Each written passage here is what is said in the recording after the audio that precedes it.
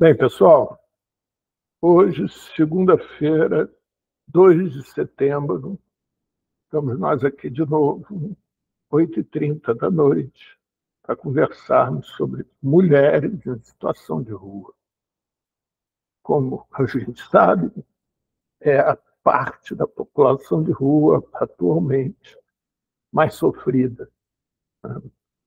Onde elas ficam mais expostas à violência do cotidiano da rua e, além disso, à invisibilidade.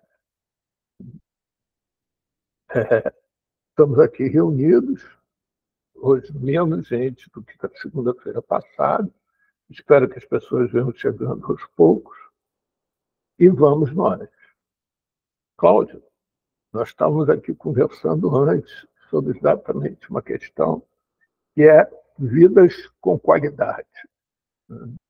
Você que lida no cotidiano com essas mulheres de rua, lá no abrigo e etc., você tem alguma ideia do que significa vida com qualidade para uma mulher em situação de rua?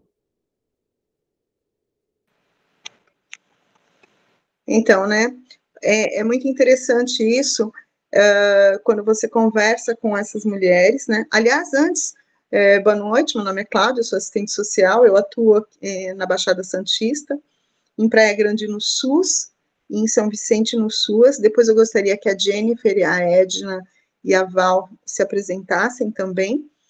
É interessante quando a gente fala, né, qualidade de vida e vida com qualidade, né?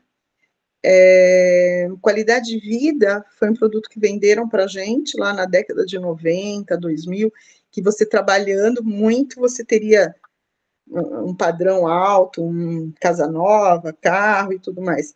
Com o passar do tempo, você percebe que não é bem isso que a gente busca, né? A gente busca uma vida com qualidade. Estar na rua e pensar em vida com qualidade é quase um contrassenso, é muito contraditório, porque você não tem onde ter o simples, onde tomar um banho, onde poder usar o banheiro na hora que você quer, o mínimo, o básico. Porém, o que a gente busca é, dentro daquilo que você tem, é tentar não trazer mais sofrimento através de alguns comportamentos que te colocam em situações piores. É difícil, eu sei, depois eu quero a opinião das meninas que estão aqui, né?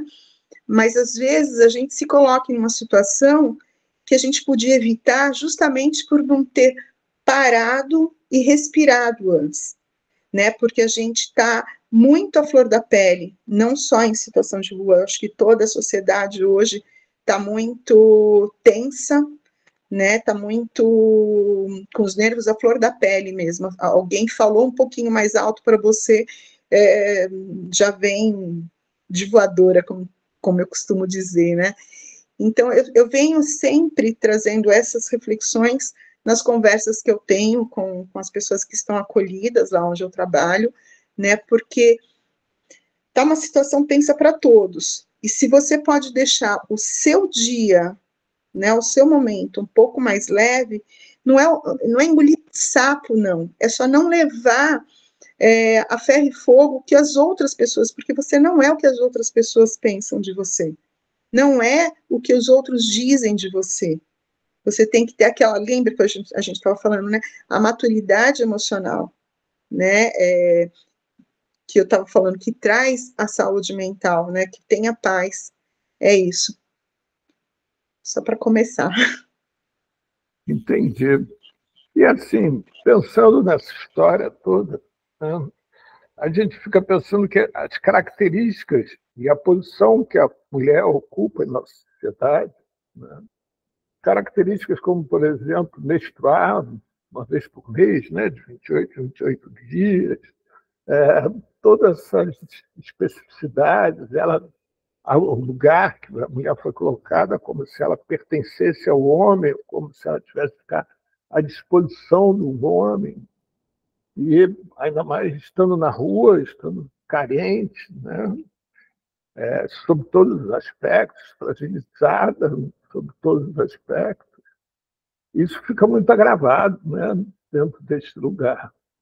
Uma vez eu estava conversando com uma moça que morava na rua, e durante essa conversa ela me chamou muito a atenção para um cotidiano dela, que era um cotidiano, enquanto que as pessoas têm um cotidiano de ficarem se sentindo bem, ela tinha um cotidiano de ficar se sentindo mal, de ficar feia, de ficar de uma forma que não atraísse a atenção das pessoas, para que ela não fosse alvo de violência. Pouco tempo depois passou e, por acaso, um fotógrafo tirou um retrato dela que foi publicado e ela virou uma pessoa conhecida, inclusive virou modelo, porque ela era uma pessoa efetivamente, uma mulher efetivamente muito bonita, né? E ela deu uma entrevista onde ela falava disso, onde que ela tinha esquecido e nem sabia mais quem ela era em termos de estética. Ela tinha tanto se acostumado com aquela imagem anterior dela. Você vive isso muito com as mulheres aí no abrigo, esse processo em que elas têm que negar toda a sua formação, negar todo o seu processo de vaidade, de embelezar-se, e passar a ter um processo que é exatamente o oposto, de depreciar. Eu ouvi, até Eliana disse uma vez sobre isso, né, de não querer chamar atenção para não despertar a libido, o interesse erótico da pessoa que está em situação de rua. Você sabe que com as mulheres que eu atuo, pelo contrário, né, elas são muito vaidosas, né, e a Eliana também falou, né, ela é muito vaidosa, mas já viu pessoas que fazem isso, né. Eu acho que depende muito do contexto, do território. A Val e a Edna depois podem opinar sobre isso também. Mas onde eu atuo, as mulheres são muito vaidosas, viu? Elas são, na medida. Usam o shampoo, creme, tem sempre o batonzinho, passam os cremes na pele, e nenhuma chegou para mim, não, eu quero ficar feia para não chamar atenção, né? Mas existe aquela postura, né, de sempre estar acompanhada para se sentir protegida. E existe, às vezes, submeter a não ser propriedade, né, mas, assim, a estar com alguém que talvez não respeite tanto, né, porque os relacionamentos na rua são muito dinâmicos, né, justamente para se sentir protegida, né? Algumas até se submetem a engravidar porque ficam mais protegidas ainda, né? E eu acho que isso tem uma questão muito. Aí entra de novo, né? Saúde mental e reprodução social, né? Porque você vê, muitas pessoas, né? Quando a gente faz um estudo de pessoas obesos mórbidos, por exemplo, a grande maioria que são obesos mórbidos passaram por abusos sexuais na infância. Então, eles procuram se esconder atrás daquela obesidade para não despertar algo assim, né, que a gente falou aqui, para não sofrerem mais violências. Eu não sei qual a porcentagem correta disso, mas é muito comum isso. É bem repetitivo mesmo esse padrão. Val, quer falar alguma coisa?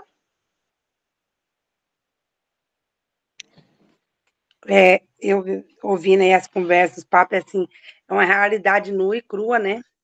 Porque que nem aquela situação que o Paulo disse lá, que você disse lá no começo também. Você não pode usar um banheiro na hora que você quer, você não pode ter a alimentação que você quer ter durante o dia, às vezes. Eu falo assim, na situação de rua, é uma situação que eu nunca vivi, mas eu vejo de perto, eu consigo sentir de perto, assim, aquele preconceito, né, das pessoas, de talvez, tem hora até de doar um alimento, de ajudar com alguma situação, e outra coisa, que nem uma vez, eu falando com meu esposo, eu estava assistindo aquele programa No Limite, e lá no Limite eu vi comer umas situações que daí eu peguei e virei pro meu esposo e falei assim, eu não sei o que é viver no limite. Eu falei para ele, eu não senti na pele, eu não sei. Eu falei para ele, na minha juventude, assim, meu pai de 6 filhos, mais ele, a minha mãe, eu nunca sei, eu não sei o que é viver no limite, porque eu sempre tive o básico, aquele pouco básico, sofrido, judiado, mas a gente tinha. E a pessoa viver no limite é não ter nenhuma da situação básica do dia a dia. E também poder ter voz, né? Eu acredito nisso, assim, que também. E a gente vê muito esbarrado, como o Paulo estava falando ali sobre os esbarros, conversas, roda de conversa, que está bem acessível, que aumentou bastante o grupo, que as pessoas estão se adaptando bem. Eu falei, gente, tem que ver as pessoas que não se sentir bem, não é obrigada a ficar, mas também não é obrigada de querer calar a voz de poucos. Gente, e tem uma coisa, claro que os nossos políticos querem isso. Eles também querem isso. Eles não querem que a gente tenha voz, que a gente tenha sabedoria, que a gente tenha visão aberta. Porque, tipo assim, eu vejo, a gente está num período eleitoral, mas eu não vejo ninguém falar, eu vou lutar pelos menos favorecidos. Eu vou lutar pela sociedade, a situação de rua. Eu vou lutar pelos sem teto. Eu vou lutar... Tudo isso é quase que invisível diante dessa sociedade hipócrita que nós estamos vivendo hoje em dia. Aí eu acho assim, mas mudando de assunto ali, que é uma situação assim, a pessoa não ter voz, que, que mude, né? Que eu vejo que essas rodas de conversa estão sendo muito boa e aproveitosa por causa disso, porque somos poucos com voz, mas poucos que têm uma maneira diferente de pensar. E que se cada vez fosse espalhando uma sementinha plantada, uma hora ela vai dar frutos. Eu acredito assim, que elas já dão fruto. Que, igual você falou, por que que essas mulheres agem diferente, já tem uma forma diferente de pensar? Já a vaidade já está vindo para elas. Porque tem alguém que lá no começo, tem alguém aí, você, que para, escuta, ouve elas. Você que talvez ajuda elas a ter uma visão diferente. É uma sementinha, mesmo que minúscula, mas está sendo plantada, que uma hora vai dar frutos. Era isso. Ah, era isso, eu tinha falado que a gente tinha que se apresentar. Eu falo assim, eu me apresento como trabalhadora da saúde, lá assim, num grau lá bem mais usuária do SUS, que o SUS, né? Vamos falar, a pessoa vai falar do SUS. Eu falei nessa semana, eu falei assim, gente, vou começar a defender o SUS. Falei, ó, o SUS é maravilhoso, o SUS é lindo, o SUS no papel. Gente, porque quando eu sentei num banco de uma escola e fui lá e chegou na parte do SUS. Gente, o SUS é lindo, é maravilhoso. Ele só não é mais lindo, maravilhoso e mais perfeito por causa da minoria ali que não usa o SUS de qualidade, a forma, o dinheiro do SUS, os nossos impostos com qualidade que não retorna os impostos nossos recolhidos em qualidade de vida para nós no SUS. Ok? Beijo. E você, Perfeito. o que você tem a falar? Jennifer, Edna, elas estão aqui? Estou abrindo aqui, ó. Oi, microfone. Então, eu sou docente da UERJ, né? E tenho aprendido muito com esse grupo, tenho aprendido muito com cada um de vocês, e nos grupos de terça e quarta-feira também. E quando você fala vida com qualidade, eu fiquei pensando no conceito de saúde, que você mesmo fez referência. E aí, se a gente pegar o conceito de saúde, né, da oitava, nós vamos ver algumas variáveis que são necessárias para a pessoa ter saúde mental, E a população em situação de rua não tem. Então, eu fiquei questionando, sabe? Quando você falou que tem qualidade, sabe? Se a gente pensar acesso à moradia, acesso ao trabalho, acesso à renda, acesso aos serviços de saúde, né, autonomia que eles usam, não, é liberdade, não sei. Então, a gente vai ver que várias variáveis, pessoal em situação de rua não tem. E aí, eu acho que não concordo com você quando você fala nessa questão da qualidade, tá? Aí você pode dizer, não, Edna, tem muitas pessoas que não moram em situação de rua, tem isso tudo e não tem saúde mental. Concordo com você, concordo, né? E um outro ponto que você também falou, que eu concordo muito com você, é em relação ao preconceito do CAPES, né? Meu trabalho, 99% da minha carga horária é na UERJ, eu fico no CAPES UERJ, é o CAPES 2, situado no Maracanã. E aí a gente vê isso com muita frequência. Muita frequência. Não vou para o CAPES, não. E aí a gente, apesar de ser uma equipe muito reduzida, a gente tem um contato com as clínicas da família muito bom. E aí a gente começa a descobrir muitas pessoas que não querem ir ao CAPES. Aí tem que fazer VD, né? Que é uma estratégia maravilhosa, né?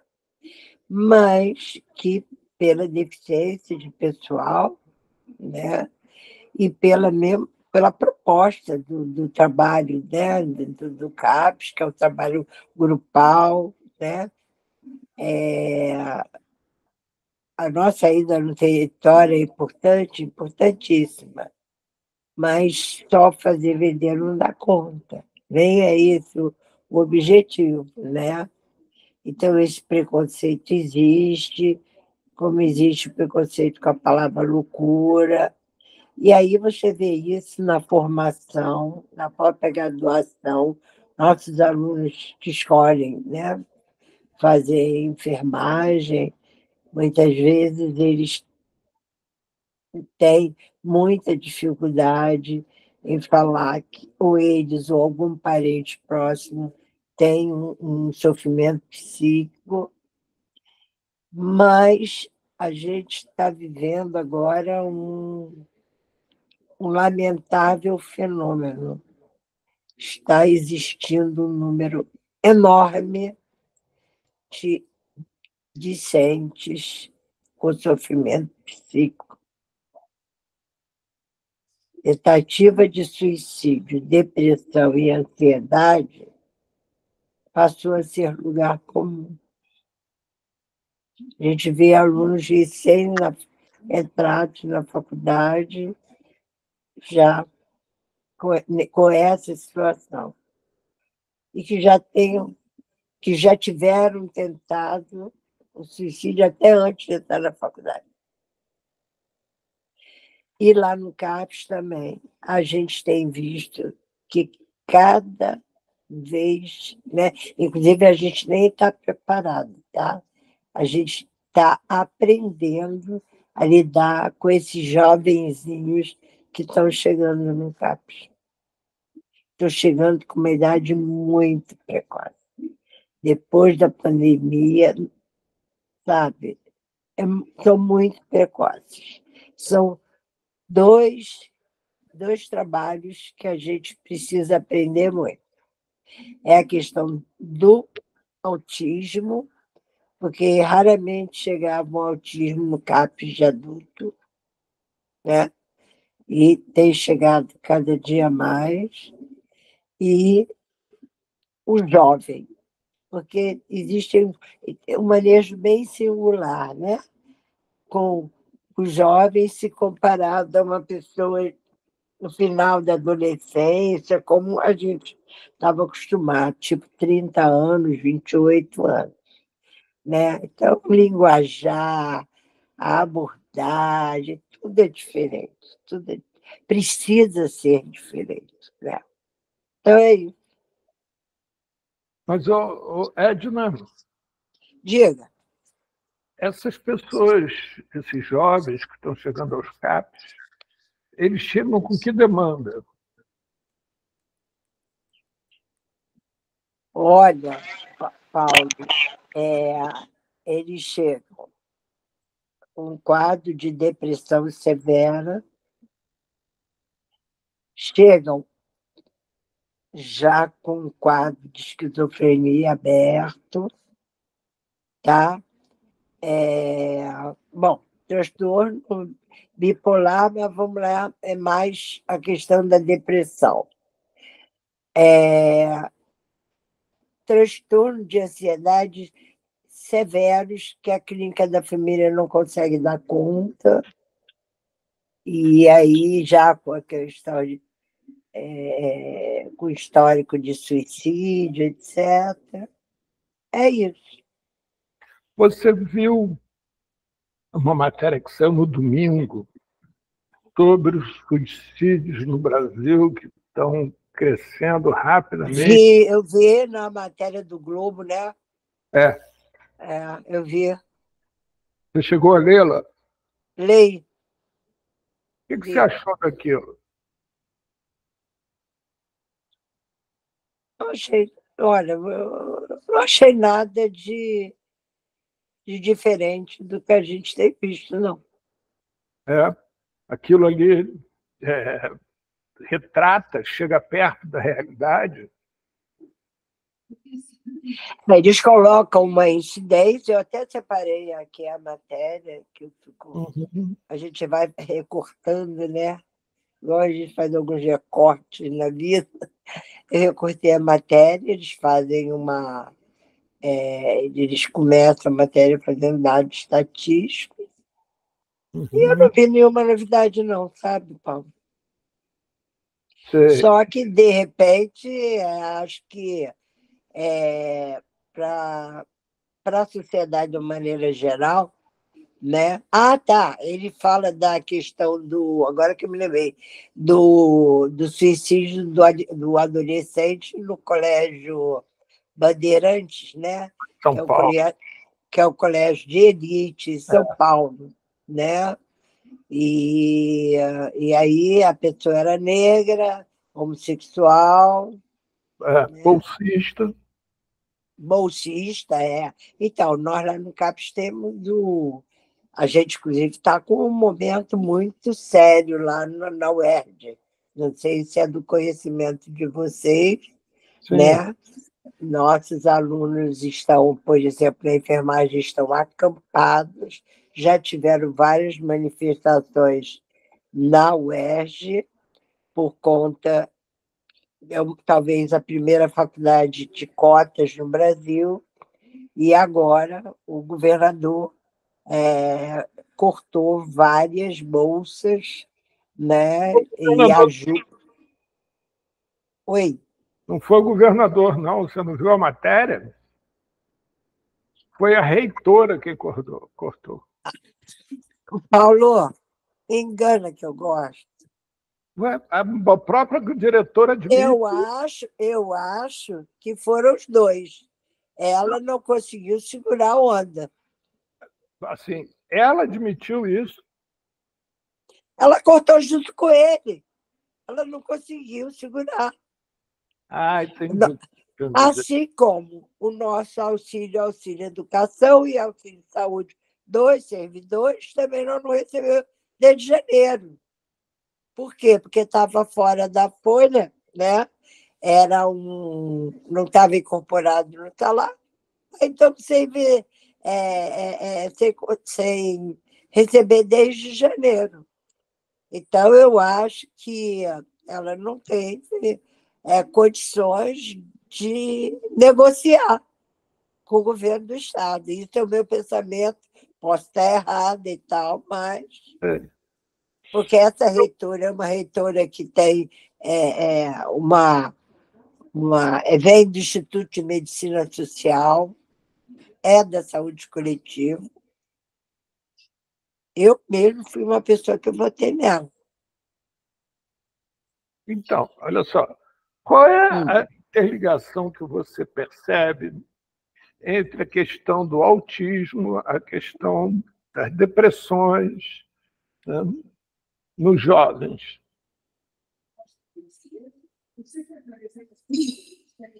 Eu acho que é todo o nosso modelo de organização social, sabe? Não, o autismo, eu não sei te dizer, não, tá? É por Eu estou falando conta... do atendimento ao paciente, lá no contato direto com o paciente. O que você percebe deles em comum?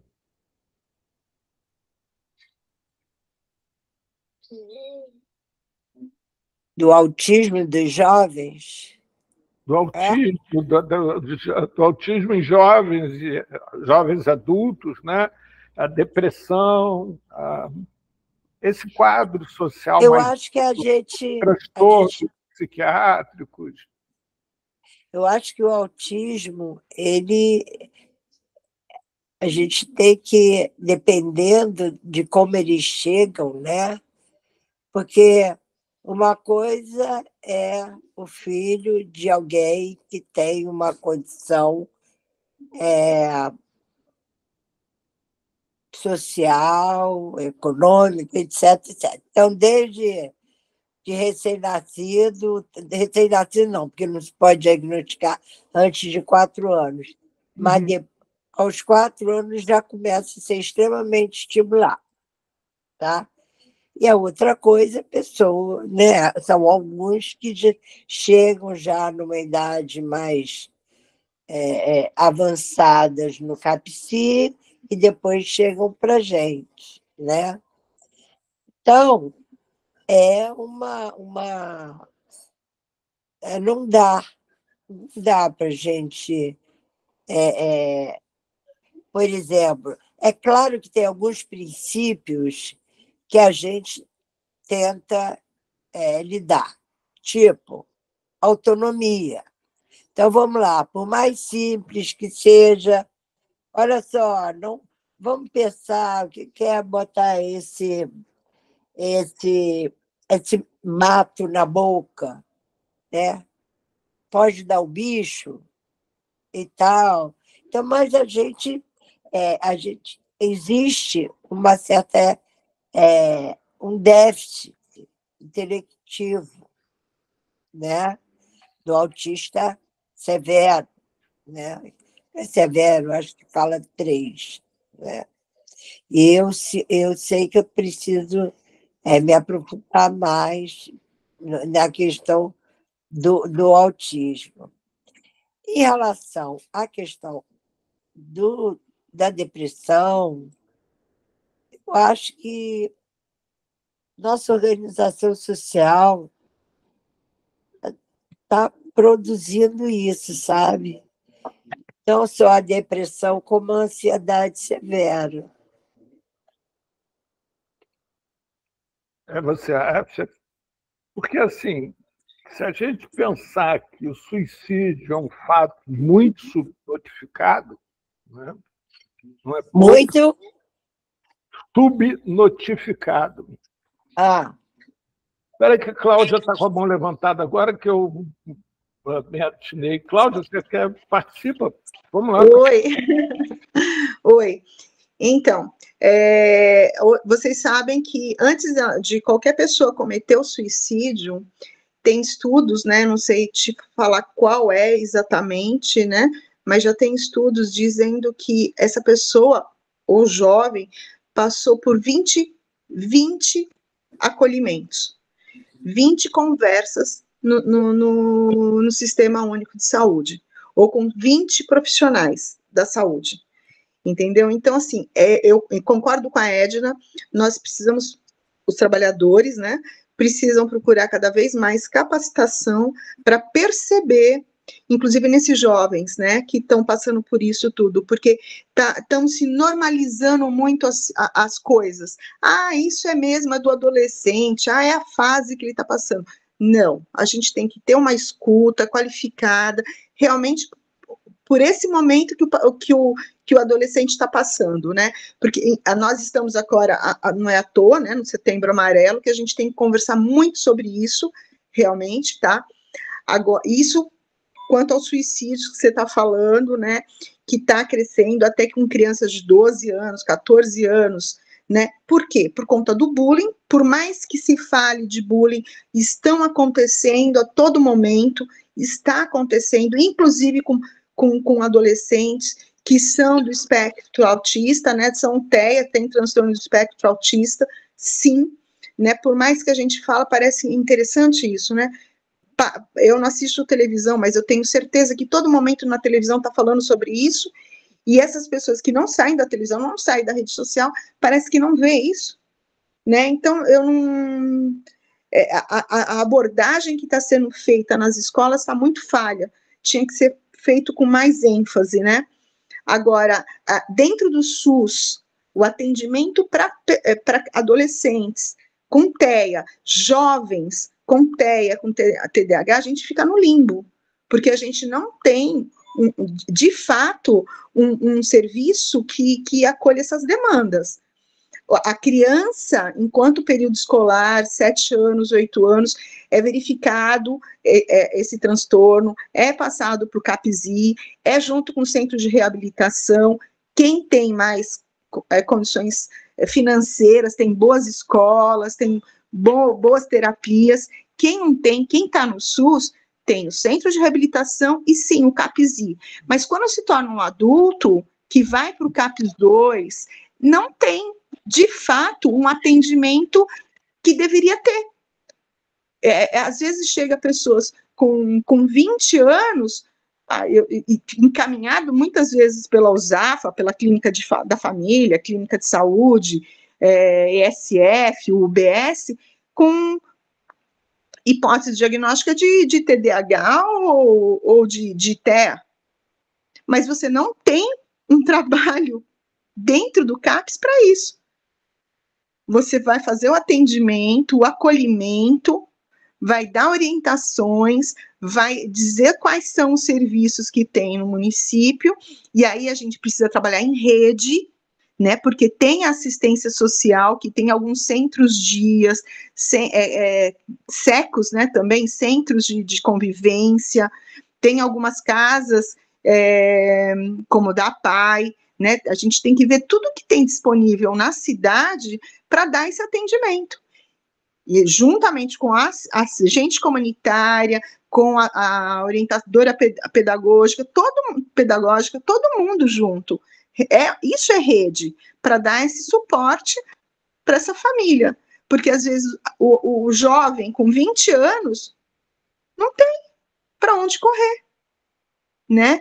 E aí fica nesse manda para cá, manda para lá, manda para cá, né? Nesse sentido. Outra coisa que eu ia falar Edna, eu não disse que na rua se tem vida com qualidade. Não tem vida com qualidade, mas é possível elevar sua vida, buscar uma vida com qualidade à medida que saiba manejar o sofrimento na rua. Quando a pessoa entende que às vezes ela busca o sofrimento dela e que não vale a pena, não vai resolver, ela tem um manejo desse sofrimento e ela fica a vida fica um pouco mais leve para ela buscar mudar alguma coisa. Eu no acolhimento, eu tirei a palavra ajuda. Eu não ajudo ninguém. Eu apoio. Porque a partir do momento que a pessoa está em situação de rua, ou quando eu trabalhei no CAPS AD3, quando eu estou lá e a pessoa busca o meu serviço, busca o meu equipamento, eu entendo que não está confortável do jeito que ela estava. Então, ela quer mudar alguma coisa. Então, não estou lá para ajudar, eu estou para apoiar a decisão que ela teve. E aí a gente junto vai construir ou um PTS ou um PIA, dependendo de se eu sou SUAS ou sou SUS. Juntos e com a rede. O que a gente pode melhorar? Inclusive em saúde mental, aí eu vou falar de novo, é construir isso, não trazer mais sofrimento, porque é comum a pessoa que está em sofrimento correr atrás do rabo, continuar trazendo sofrimento. Quando começa a sair, aí ela volta lá para trás e começa a sofrer tudo de novo, entendeu? Então, assim, quando a gente traz não é empoderamento, mas essa consciência que a pessoa consegue ter uma vida um pouco mais leve dentro desse sofrimento de estar na rua, mas consegue ter um manejo com isso para buscar se fortalecer, fica assim mais leve. E aí até quebra esse paradigma, essa coisa. Mas espera aí, se tem uma atenção básica que pode te favorecer nisso, por que não usar? Porque às vezes hoje mesmo, né, eu estou de férias, mas aí mandaram mensagem para mim, olha, essa pessoa vai para o abrigo, mas ela está com medo de ir para o abrigo. Eu falei, mas medo por quê? Né? Não, porque ela tem uma histórico, assim, não dessa cidade, mas tem um histórico. Eu falei, não, ela pode ir para o abrigo, porque no abrigo, lá, ela vai estar acolhida, ela não vai estar abrigada. Lá é um acolhimento. Apesar de eu não estar lá, né, eu entro em contato com o educador, tal, falei, olha, ele falou, não, Cláudia, a gente não está deixando ninguém para a rua, e tem prioridade, mulheres trans, tem prioridade sim, e tem o quarto separado, tem isso tudo. E se alguém falar, ou vir com bullying, é colocado para fora. Porque a primeira coisa que quando a gente entra no acolhimento é falar do respeito, né? Então, é isso. Se tinha mais alguma coisa, eu esqueci. Depois eu volto a falar. Cláudia, diz para mim o que é PIA. Oi? PIA. Quer falar? PIA. Plano Individual de Atendimento, que é feito na assistência. Qual é a diferença do PTS? PTS é o Projeto Terapêutico Singular. Isso. Que é usado na saúde. O PIA é equivalente a isso, mas é na assistência. Então, olha só, por isso que é importante trabalhar em rede. No PIA tem que constar o PTS, e no PTS tem que constar o PIA. Na teoria, deveriam ser feitos em conformidade, em conjunto. Porque não adianta eu ser do CAPS AD3. Vamos lá. Eu estou no CAPS AD3, o paciente fica comigo 21 dias. Ele vai sair dali, ele vai para onde? Vai para o abrigo solidário? Vai para o albergue? Ele vai ter uma recaída, concorda? Claro. Então, aí eu preciso da assistência para ter um abrigo, um acolhimento fixo, né, que normalmente são as casas de estar, né? E durante esse período que ele está internado, eu tenho que fazer esse contato para conseguir uma vaga para que essa pessoa vá para a casa de estar e juntos, o meu PTS qual que é? Que ele comece a trabalhar, ou se não, verificar a possibilidade de trabalho e renda, fazer algum curso, participar dos grupos terapêuticos, e junto com a assistência, vai lá, se está faltando algum documento, se tem que fazer um currículo, como que está o benefício dele. Eu, como assistente social, mesmo na saúde, muitas vezes eu faço o corre de tudo isso. A gente faz isso, né, no CAPS, né? Então, é projeto o que é I? Individual de atendimento, PIA. PIA, tá. É equivalente ao PTS da saúde. Já entendi. Tá, muito obrigada. Né? Tá. É isso. Você quer falar, Valdinéia? Aquilo que ela tinha falado, frisado lá no começo, que eu queria falar, era sobre, tipo assim, quando ela falou que quando um adolescente, um adulto, a pessoa chegou na questão do suicídio, que passou por 20 atendimentos, por 20 profissionais, às vezes, 20 pessoas, ou por uma pessoa. Só que eu quero frisar aqui, Paulo, eu acho muito precário esse atendimento aí. Eu vejo na nossa realidade, qualquer outra realidade que eu já percebi, já ouvi as pessoas falar, profissionais muito cru, profissionais sem capacitação, profissionais muito despreparados, famílias, pessoas, as próprias pessoas de casa muito despreparadas para a situação. Eles não, que é igual eu falo, aquela visão fechada, aquela mente fechada, porque às vezes passou assim, tem esse atendimento. Mas, às vezes, aquele preconceito que fala que começa do trabalhador da saúde, do trabalhador que não quer capacitar, do trabalhador que também está doente, que não quer ser atendido, que não quer ter o seu primeiro atendimento, ter aquele preconceito tipo, eu não sou um doente mental. Porque muitas das vezes eu vejo, às vezes, eu trabalhando lá, às vezes eu estou mentalmente mais precisando do atendimento do que o próprio paciente. E eu não busquei a minha ajuda. Eu não fiz por onde. Daí, como é que eu vou ajudar aquela pessoa que está precisando de mais ajuda, sendo que eu não fui capacitado? Porque que nem foi falado aí, frisado sobre o Setembro Amarelo. Eu percebi muito isso. Aqui acontece muitas situações. Essa semana mesmo eu vi uma situação que diz que já era terceiro dia consecutivo, a pessoa está tentando suicídio, tentando a pessoa alto índice de droga, depois alta medicação, e tinha vários assim, residência lá. Mas aí eu vi as pessoas que atenderam ela, o técnico, o enfermeiro, o médico, totalmente despreparado. Totalmente não deu continuidade, não buscou talvez ajuda. Aí, igual tu falou, a ajuda que a pessoa está preocupada é só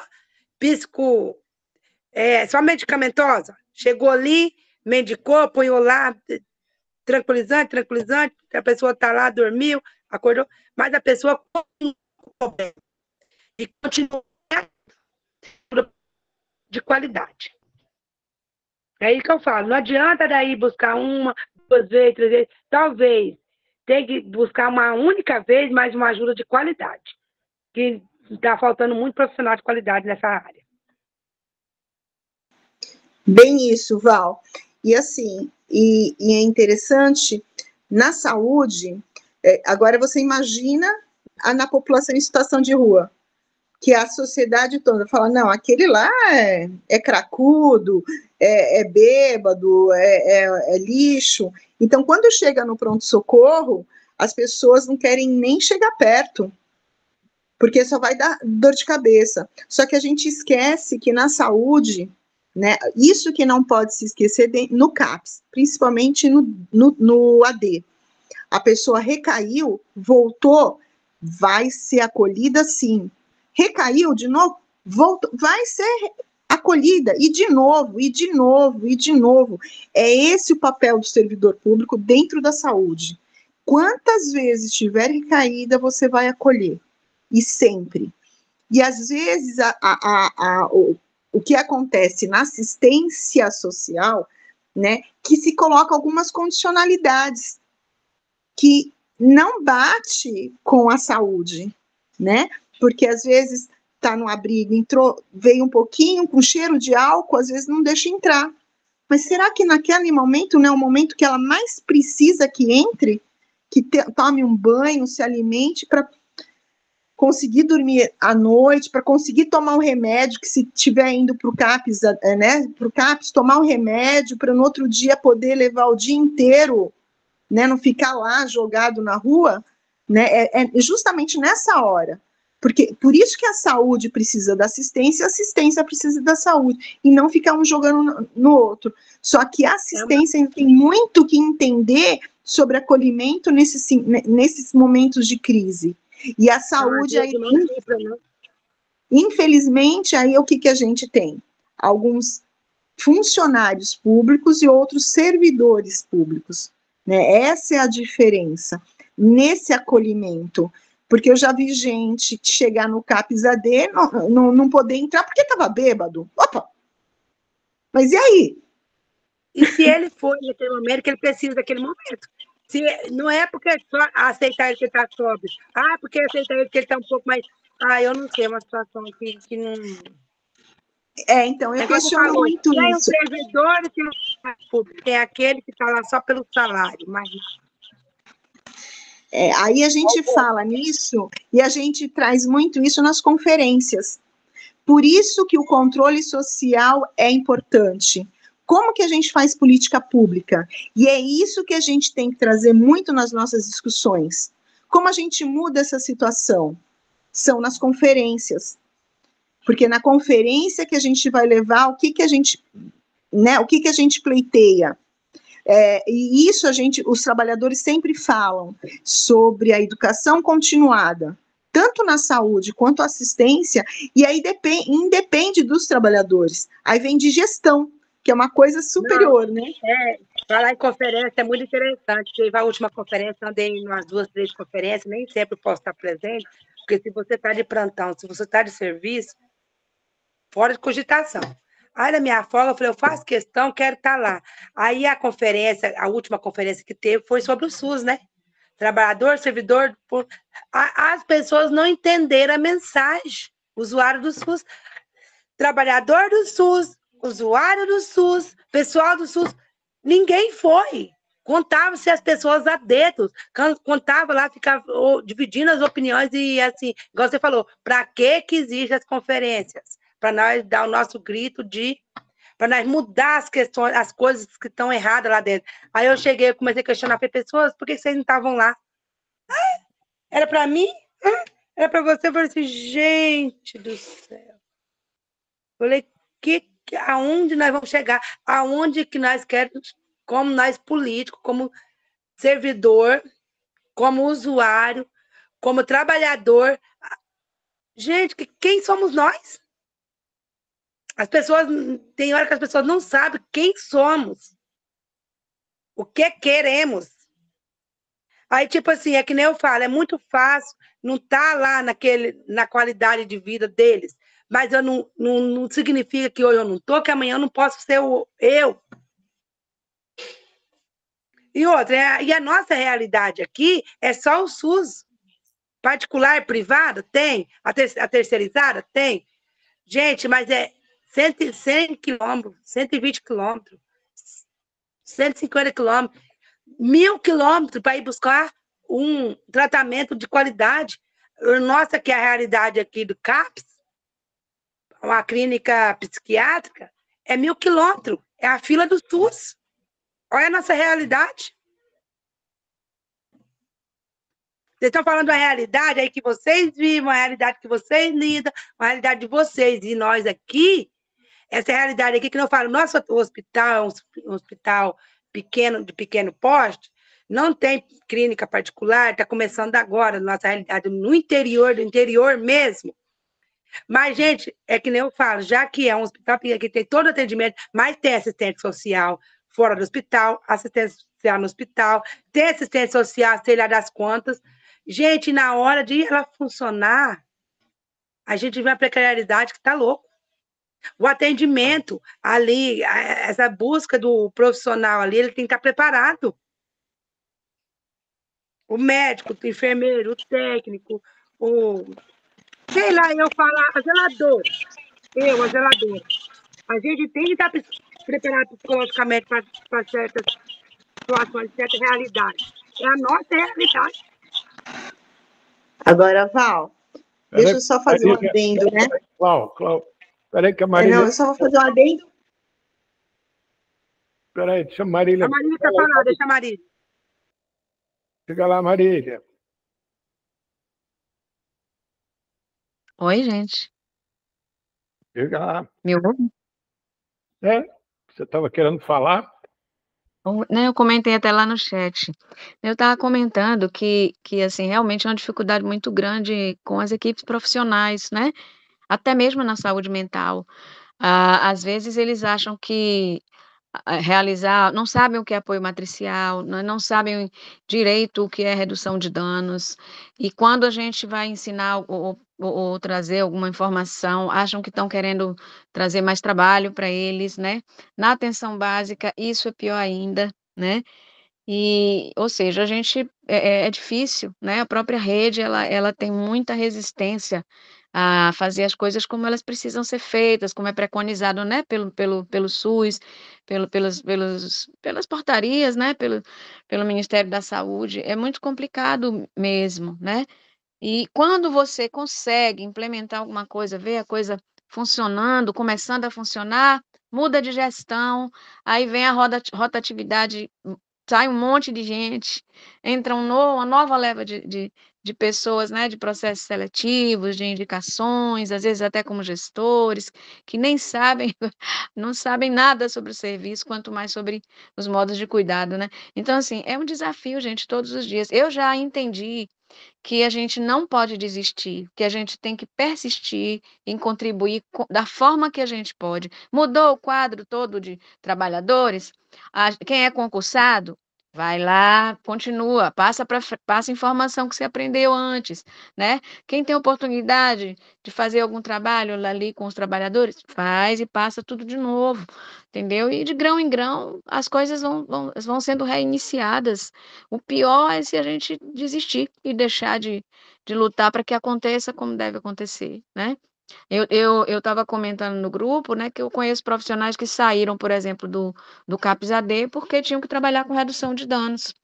Ah, saíram porque são contra.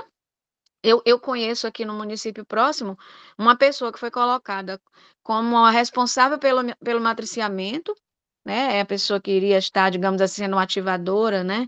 Do apoio matricial na saúde mental e na atenção básica. E a pessoa disse nitidamente que por ela, pegava todos os cracus da rua e colocava dentro de um depósito, né? De um lugar para tratamento compulsório, né? Para internação compulsória. Então, assim, eu fico pensando, meu Deus, uma pessoa numa função tão importante e ela não tem consciência da importância da função dela e nem do que ela está falando, só pode faltar informação mesmo, porque é um absurdo. Então, assim, o negócio é não desistir, né? Não desistir. Ontem eu estava dando uma aula e eu fiquei pensativa, assim, não, vou falar aqui de apoio matricial, vou falar, não era o tema central, o tema era outro, era reforma psiquiátrica e outras questões mais. Vou incluir isso aqui, vou falar, vou ensinar um pouco sobre, vou simular uma situação aqui, né? Que pode acontecer na realidade deles para a gente fazer né, ter uma rodada prática, né, e tudo, porque, gente, é muito, muito difícil. E não é só aqui na cidade que eu vivo, é Brasil, não é aqui na cidade do lado só, sabe? É Brasil. A gente vê os desafios em diversos lugares, com diversos colegas, né, que estão trabalhando na RAPS, né, na rede de atenção psicossocial, que estão trabalhando na atenção básica e que têm uma visão, né, mais informação, ou uma visão mais, né, ligada aí à saúde mental. Então, assim, é desafiante mesmo. Vamos seguindo, contribuindo sempre, né? E, e, e é isso, senão é pior. É pior porque parece que a maré contrária, né, vem muito mais unida do que quem está resistindo, né? A gente tem que segurar, né, as pontas. É isso, gente. Obrigada. Obrigado a você. E você, Vilma, que trabalhou tanto tempo em CAPS, trabalhou tanto tempo atendendo esse público. Oi. Olha, já faz tempo que eu trabalhei, mas o que vocês falam que acontece hoje, acontecia na época. E aí, assim, eu que estou fora, estava imaginando que poderia ter melhorado, né? Quer dizer, eu comecei a fazer redução de danos na década de 90. Rapaz, não se fala mais de redução de danos. Vocês estão dizendo aí que tem gente que não sabe ainda, não é verdade? E eu vejo a realidade aqui, por exemplo, da redução de danos, algumas pessoas que trabalhou com a gente na ONG, trabalhou no CAPS, e que foram picados pelo bichinho da redução de danos, e hoje falam e trabalham e conseguem alguma coisa em cima disso daí. Mas os projetos que a gente colocou de 2 anos para cá, aqui em Araçoiaba, onde eu moro, devagarinho foram minados, quer dizer, primeiro tiraram o espaço, depois botaram a gente num bairro afastado, depois tiraram a comida, sabe assim, foi tirando, tirando, até que aí não pagou, aí ficou 4 meses todo mundo trabalhando de graça, assim, até que as pessoas... Então, assim, nós é que desistimos, não foram eles que foram tirando tudo, né? E é isso, quer dizer, RAPS, PIA, e não sei o quê. Eu não sou da saúde mental, né? Eu sou infectologista. Fui lá para... Entrei no mundo das drogas, e vocês sabem que a droga seduz a gente. Lá fui eu para a saúde mental, de uma certa forma. E até coordenar a CAPS, eu coordenei. Era um CAPS bem diferente desse CAPS modelo. Era um CAPS que a gente chamava de CAPS comunitário. Então, a gente trabalhava na rua e no CAPS. Era bem interessante. Até a nossa psiquiatra era alcoolista, então era bem interessante. Tinha dia que ela chegava alcoolizada para atender, então a gente tinha que dar um jeito, porque até o psiquiatra fazia parte. Então Calma, era isso que eu bem... falo. A pessoa, às Oi? vezes, despreparada, a pessoa, às vezes, despreparada e, às vezes, sem acesso à ajuda. Às vezes, Pois ela é, precisava de ajuda. E as pessoas, exatamente, ela é a primeira profissional que precisa só ajudar os outros. Não, ela precisa ser ajudada. E, às vezes, a gente exatamente. tinha essa visão fechada, essa falta de entrega, de acolhimento, de enxergar a Então, situação dela. mas, Val, foi exatamente por isso que ela começou a trabalhar lá, né? A gente tinha outro profissional também atendendo. Ela foi trabalhar lá justamente para isso, para ver se a gente conseguia dar algum tipo de apoio para ela, para que ela conseguisse administrar isso daí. Muito bom. Então, eu achei que hoje poderia ter mudado isso, do que vocês estão falando, continua igual ou pior. Porque, assim, já faz quanto tempo que se fala isso? Que Sabe qual 10 que é o meu anos, 15 pensamento anos? aqui? Meu pensamento aqui sobre a situação, a questão de redução de danos, tem pessoas que têm a mente fechada pela situação do redução de danos, porque às vezes ela pensa que vai acabar um dia e vai acabar o serviço dela. Olha que mente fechada. Tonta.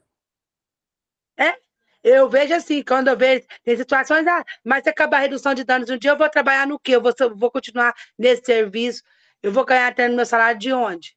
É, é, é isso aí. Então, é que nem disse Marília, não podemos desistir, tem que continuar fazendo, por pouco que seja, ou por mais precário que seja, os profissionais têm que estar se preparando, têm que estar para poder dar esse apoio, como a Cláudia falou, adequado, né? Pelo menos.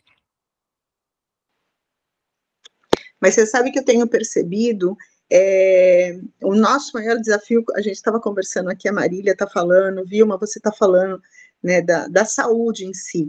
A gente puxa para o CAPS, porque eu estou atuando no CAPS agora, mas é o da saúde em si, né?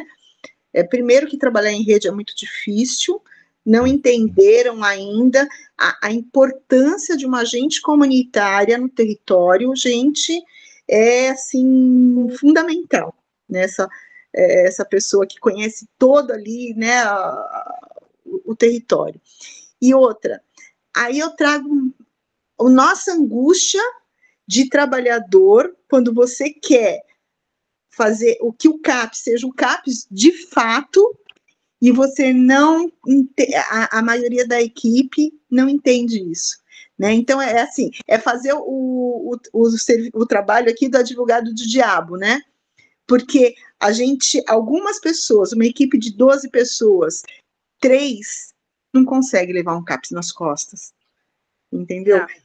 E assim, a gente faz de tudo, e aí a angústia vem. E aí foi o que a Val falou. As pessoas adoecem porque, né, não conseguem. Aí entra a minha fala lá do começo, né? Que a gente passa pela mesma angústia das mulheres que estão em situação de rua. Dá para se ter vida com qualidade assim? A gente tem que manejar o nosso viver dentro do atuar no CAPS. É assim que eu falo, quando a minha conversa com as meninas, com as mulheres em situação de rua, não é fácil, é sofrido, mas a gente tem que arrumar ferramentas para essa vida não ser tão pesada. A minha terapia, Marília, né, a psicóloga, a minha terapia dentro do atuar no serviço público é simples. Manda quem pode, obedece quem tem juízo. E assim, a minha intervenção com o paciente, o meu compromisso, de fato, é com o paciente. É com o acolhido, se eu tiver no SUAS. Então, a minha conversa com ele ali é com ele. A equipe, infelizmente, às vezes a gente funciona como equipe, né? Porque você tem que fazer tudo. Não querendo se gabar, mas assim, tudo a gente não consegue fazer, mas aquele momento que você está ali, no seu grupo, na sua roda, né? No seu dia de hospital dia, né? De HD, você faz o que você consegue mais. Né? Às vezes uma sala que não tem ar-condicionado, que está com 38 graus, você não tem uma televisão para você colocar um vídeo para a gente discutir, para conversar, às vezes você não tem um tecido para a gente trazer a questão do manual, vamos fazer fuxiquinho aqui, porque você vê, cada um faz de um jeito e depois a gente pode juntar tudo, é isso que é coletividade, é isso que é cidadania. É muito difícil, mas a gente vai se desdobrando. Só que eu não posso fazer com que isso me adoeça. Então, é esse manejo que a gente tem que começar a ter conosco mesmo, com a gente mesmo, né? E é isso em todo momento, porque a sociedade está adoecida. E quando chega um paciente dentro do CAPS e vem pôr a mão no seu nariz, você tem que respirar, entender e acolher. Entendeu? É assim, esse é o desafio.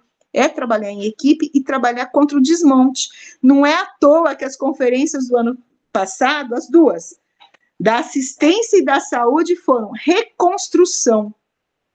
O SUS que eu tenho é o SUS que eu quero. O SUAS que tem e o SUAS que eu quero. É reconstrução. Só que a gente tem que se reconstruir todo dia. E é aquilo, Marília, não desistir. E nosso papel, quando a gente tem contato com essas pessoas, Marília, se você é professora, passar isso, né, para os seus alunos. Quem está na enfermagem, passar para a enfermagem, né, a Edna, né, parece que a Edna é professora, mas é da enfermagem, né, passar essa visão holística para a enfermagem, porque às vezes dentro de um CAPS a gente vê que a equipe se divide, e que às vezes a enfermagem não se acha tão técnico quanto o psicólogo, o TO, o assistente social. Ela faz ali, ela está mais para produzir, né, fura dedo, verifica a temperatura, verifica isso, mas não se coloca na equipe junto, né?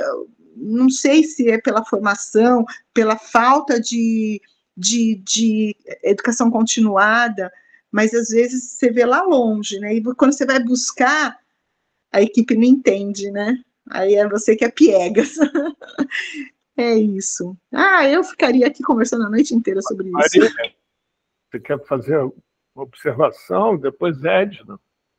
Certo. É só sobre essa questão da formação, né? A gente não tem, pelo menos aqui por onde eu passei, uma cultura de educação permanente, né? E também a gente não vê até mesmo essa questão do preparo mesmo para promover isso, né? Tanto na assistência social como na saúde, onde eu trabalhei, na saúde mental, eu tive a necessidade, né, de sugerir e promover assim, um treinamento interno, sabe? Porque estava ficando impossível da gente desenvolver um trabalho, né, com tantos fazeres assim, paralelos, diferentes do que o serviço requer, sabe? o serviço precisa funcionar de um jeito, mas ninguém sabe como, uma coisa assim dificílima de fazer acontecer. E isso vai deixando a gente que conhece um pouquinho mais, mesmo que seja pouco, mas vai deixando a gente angustiado, isso começa a gerar um sofrimento para a gente que está ali, sabe? Então, quando a gente tem algum espaço de poder, eu acho que vale a pena a gente utilizar também para passar, né, informações, conhecimentos. Outra coisa, né, o cuidado dos profissionais. Na maioria dos lugares que eu passei também, não havia nenhum cuidado com os profissionais, tanto da assistência social como da saúde. Ou seja, você lida diretamente ali com a dor do outro, com o sofrimento, com o adoecimento, com os familiares, com o território. E não há um espaço de cuidado para esse trabalhador, né? Do sofrimento dele, para o desgaste dele, né? Na época, a gente até fez, tanto nas unidades básicas de saúde, como no CAPES, como na assistência social, a gente até desenvolveu umas rodas de terapia comunitária. Eu tinha feito a formação na época, e eu disse, gente, alguma coisa tem que ser feita para a gente trabalhar aqui nossas dores, né? Nossas dificuldades, nossos conflitos, porque chega um momento que a gente não, né, não tem mais estrutura para dar sequência.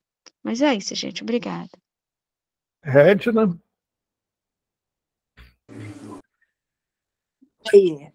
Então, eu queria falar um pouquinho em resposta ao que a Cláudia falou, né? Realmente, a formação na enfermagem, ela ainda é orientada pelo modelo biomédico, né?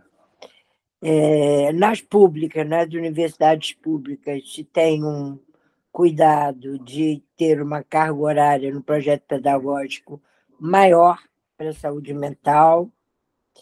Isso não acontece, ou acontece em pouquíssimas instituições quando tem um caráter privado, tá? Eu acabei de orientar, semana passada, acabou, ela é uma menina que fez um trabalho sobre educação permanente em dispositivos de saúde mental, e o achado dela não poderia ser outro, diferente do que está sendo falado aqui. Então, isso eu vejo como um grande obstáculo, né, para você alcançar essa ideia da equipe interprofissional, o conceito de integralidade do SUS. Acho que a gente ainda está, em muitas instituições, se reduz o fazer do enfermeiro na saúde mental, no aplicar uma injeção intramuscular, administração de medicação via oral, aprazamento, bem dentro daquele modelo antigo que a gente conhece, biomédico, né? Mas eu acho que a gente tem que ter esperança, eu acho que esse espaço mesmo, né, que nós deixamos aqui, e na terça e na quarta, né, que a gente tem que ter essa esperança de que esses espaços continuem para a gente fortalecer a reforma psiquiátrica, aprender a trabalhar em rede, aprender a trabalhar com os autistas, né? As pessoas, desculpe, com pessoas portadoras, né? De autismo, etc. É isso, Paulo. Entendi. Pessoal, olha só.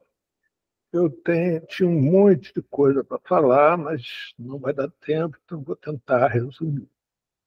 Não sei se todos aqui sabem, mas o Observatório, há algum tempo atrás, foi convidado para promover rodas de conversa virtuais. Rodas não. Uma única roda de conversa virtual sobre o tema das adições dentro de um programa de formação de conselheiros municipais de saúde, que é promovido pelo Conselho Nacional de Saúde. Bem, dentro dessa proposta, a ideia é que o encontro, né, a roda de conversa, fosse de, no máximo, 1 hora, e a expectativa é que haveria em torno de 20 pessoas. Nosso primeiro encontro teve uma participação de mais de 50 pessoas. E o que levou a gente a fazer um próximo encontro, e a gente acabou que está no 16º encontro nesse momento, de rodas de conversa virtuais, que são, como disse, os conselheiros municipais de saúde, onde eu tive o prazer, inclusive, de encontrar a Valdinéia. Um dos temas presentes nessas rodas de conversa foi a questão de suicídios de crianças e adolescentes. O que aconteceu foi que esse tema se tornou tão frequente que nós resolvemos abrir uma roda de conversa excepcional para essa questão de suicídio de crianças e adolescentes e jovens também. Que a ideia era fazer uma roda de conversa para poder se situar um pouco, escutar um pouco e ver como as coisas aconteceriam. Logo na primeira roda de conversa, nós tivemos um público de 95 pessoas.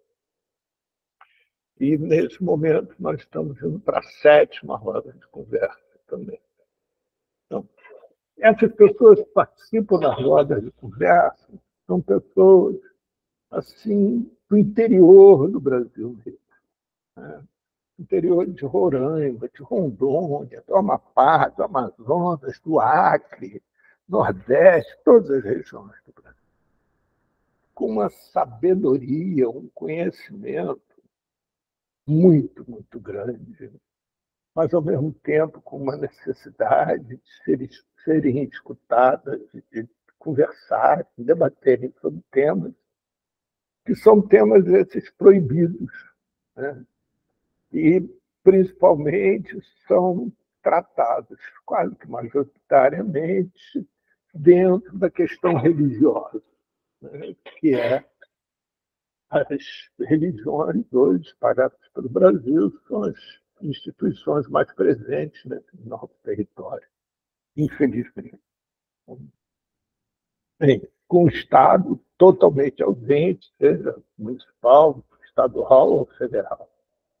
Eles ficam totalmente ausentes. Nós, com isso, descobrimos, inclusive, que esses são temas proibidos, né? Que não eram temas para serem falados, serem conversados. Nós temos hoje, por exemplo, o crack e a cocaína, né, sendo usados pelo interior do Brasil de uma forma assustadora. Você tem crianças de 8 anos de idade cheirando gasolina, que eu, sinceramente, nem sabia que isso estava barato. E aí o quadro que a gente vê é um quadro muito ruim, muito. A desesperança é um termo assim, né, que não é só um termo, é uma realidade muito grande. Bem, hoje nós fomos avisados que as nossas rodas de conversa têm que ser encerradas, né? E que elas se encerram semana que vem, todas as duas, seja sobre edição, seja sobre suicídios. E nós já estamos com muita vontade de promover cursos, né, para essas pessoas, de redução de danos, de adições, tudo o que é, né, reforma psiquiátrica que estão falando, o que é essa rede de SUS de apoio, né, que deveria existir, qual é a diferença entre o CAPS-I, o CAPS-AD, o CAPS 1, 2, 3, para quando que alguém recorre a quê? Essas coisas que parecem ser tão simples, tão banais, e que essas pessoas não têm a menor ideia do que se trata, e também, e consequentemente, não tem como utilizá-los devidamente. né, ficam atribuindo responsabilidades a quem não tem, né? Os mais comuns são as escolas, né? Os profissionais que trabalham na educação atualmente estão completamente sobrecarregados, não conseguem atender, não conseguem dar conta, porque atualmente a escola, a última coisa que pensa em fazer é criar e produzir conhecimento, né? O que eles mais têm que fazer é atender demandas que não são deles. E aí, eu estou falando tudo isso porque nós, no Observatório, né, estamos querendo começar a pensar sobre cursos, sobre esses temas, que sejam cursos breves para pessoas, né, de nível pré-técnico, ou seja, pessoas que têm prática de trabalho em campos na área de saúde, mas que não têm nenhuma formação mais orientada, né? E que esses grupos esses cursos a gente possa dar pura e simplesmente através da online, e nesse processo a gente possa ir construindo e se relacionando, aprendendo com essas pessoas que têm uma sabedoria muito grande, embora não seja um conhecimento acadêmico de livros, mas são de vida, né? E muito bonitos, relatos muito emocionantes. E, ao mesmo tempo, né, a gente possa ir desenvolvendo esse trabalho com eles, aprimorando o nosso trabalho, aprendendo com eles também. Então, eu convido a vocês que estão hoje aqui com a gente, né, os que vão nos escutar também, né, vendo esse vídeo, e aqueles que queiram, de alguma maneira, contribuir para essa formação desses cursos, né, podem entrar em contato ou comigo, ou com a Edna, ou com a Vilma, né, para a gente começar a pensar nisso, começar a elaborar isso. A nossa proposta é que esses cursos eles aconteçam no ano que vem, né? Que a gente tenha esse segundo semestre para organizá-los, divulgá-los, etc., ver quais são as prioridades, e, a partir daí, o ano que vem, a gente comece a implantá-los. Lembrando que é um espaço onde é um espaço de fala e de escuta, né? O nome curso é só porque é um vício de linguagem. Mas a ideia não é que alguém vai ensinar o outro, né? A ideia é que nós vamos aprender juntos. É um coletivo de produção de conhecimento, né, onde está inserido dentro da fala e tem uma sequência. Troca de saber, exatamente isso, Claudinho. Troca de saber, né? Então, esse é o ponto principal. E o segundo, né, em que o único pré-requisito para participar dele é que tenha vontade de participar. Não tem nenhum outro pré-requisito, né? Até porque muitas dessas pessoas, na realidade, elas têm questões de sua vida pessoal que precisam serem resolvidas, elas querem resolver, e isso mesmo, Claudinha, Paulo Freire, né? Mas precisam e querem resolver e não tem espaço de escuta, né? E muitas vezes também o que chega até elas são conhecimentos fechados, dentro de uma caixinha, que quando abre, a pessoa é engolida pela caixinha, né? Não é o conhecimento que sai da caixa, é a pessoa que é trancafiada lá dentro e fica lá presa. Então, desde já, está um convite para vocês podem se manifestar direto lá no grupo, né, no Papo de Segunda, dizendo, quero participar também, ou podem entrar em contato com Edna ou com Vilma, né, e começar a pensar e falar e falar que quer fazer parte também do grupo e tal, para a gente, com todo o carinho e cuidado possível, e pensando nisso. Todas as outras pessoas, sejam lá quem for, de identidade, de gênero, que quiserem, estão convidados. Tá? Não tem nenhuma restrição. Pois não, Edna? Então, eu queria fazer uma proposta, não sei se é viável. Pode É fazer. que amanhã e quarta-feira, né, fosse perguntado para os participantes o que eles gostariam, Isso, qual é a será que demanda vai deles. acontecer isso? Vai acontecer isso, Edna. Ah, que ótimo. Vamos ter E aí, acho que nós vamos ter acesso ao cadastro deles. Uhum.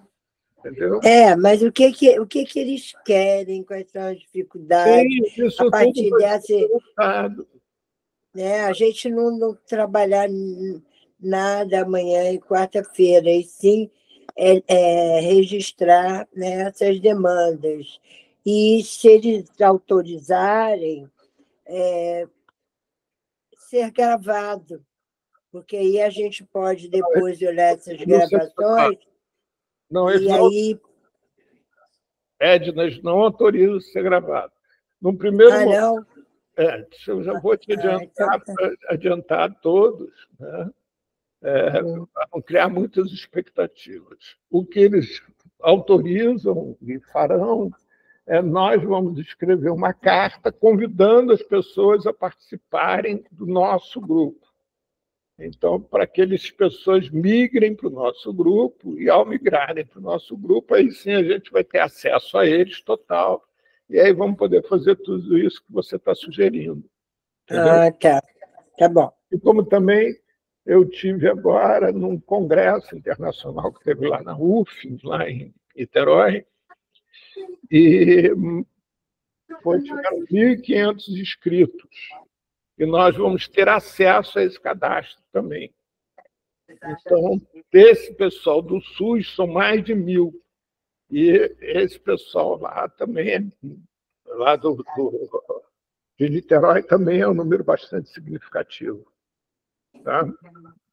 Assim, só para a gente não perder o embalo, que eu estou avisando para todo mundo que quiser entrar em contato com vocês. Mas isso não quer dizer que nós vamos começar os trabalhos agora. Não. Nós vamos, assim, agora a gente vai estar só abrindo essa possibilidade de contato. Você, Marília, acho ótimo que você queira participar, muito bem-vinda. Faz contato com Edna e com Vilma, para a gente poder começar, de repente a gente pode abrir uma frente para você também, se começar a ter muita gente interessado, né? Vou abrir uma outra frente, fica a Edna, Vilma e Marília, recebendo as pessoas, conversando um pouco com as pessoas e tal. Eu ando com um excesso muito grande de trabalho, gente. Tem dias que eu começo a trabalhar às 7 horas da manhã, acabo 2, 3 horas da manhã. Então, por isso que eu estou pedindo ajuda a vocês. Tá bom? Vou desligar a gravação, hein? Bem, então,